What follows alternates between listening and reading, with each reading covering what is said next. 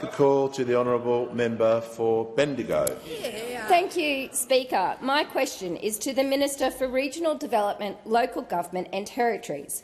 Why are regional communities better off under an Albanese Labor government? Give the call to the order. Give the call to the Minister for Regional Development, Local Government and Territories. Thank you, Mr Speaker, and I thank the member for her question and note. Under our policy, 66,000 taxpayers in her electorate got a tax cut this week.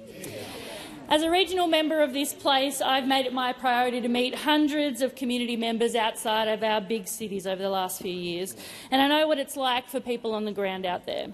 That's why, Mr Speaker, I'm incredibly proud to be part of a Labor government that takes real action to improve the lives of regional people.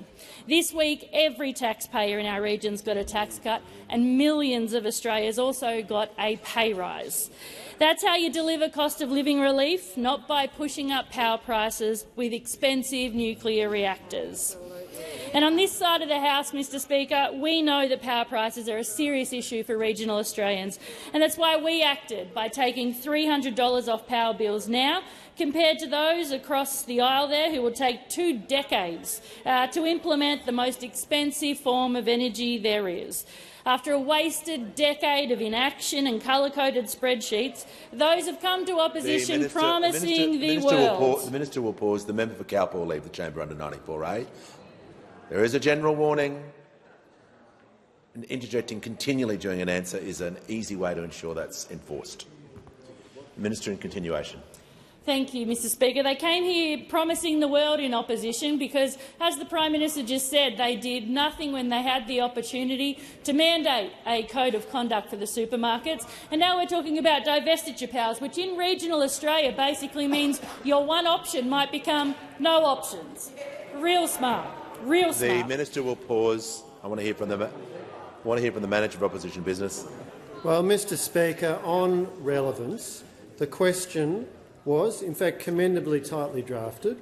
Why are regional communities better off under an Albanese Labor government? Based on a ludicrous premise, but nevertheless it was tightly drafted.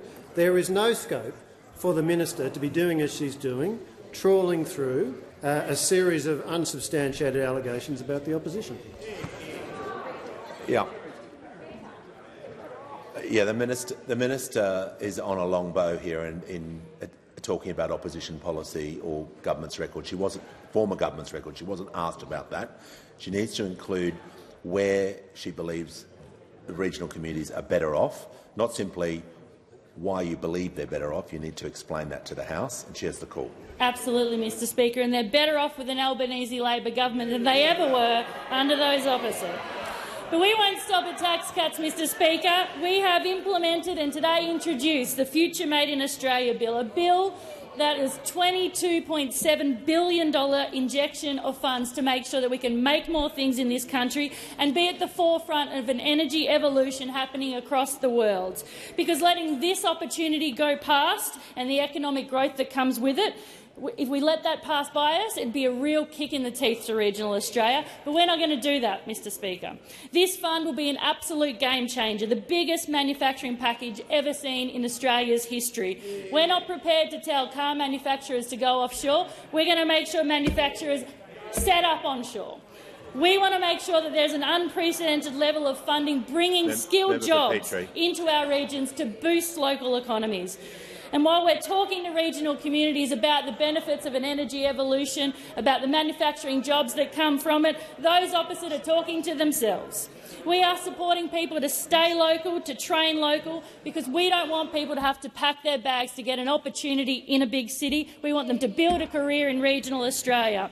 We are making our economy more resilient, creating jobs and a better future for regional and rural Australia. That's how you deliver growth for regional communities. We don't want another decade to tick by because under those opposite, it was delays and excuses. Under us, it's act.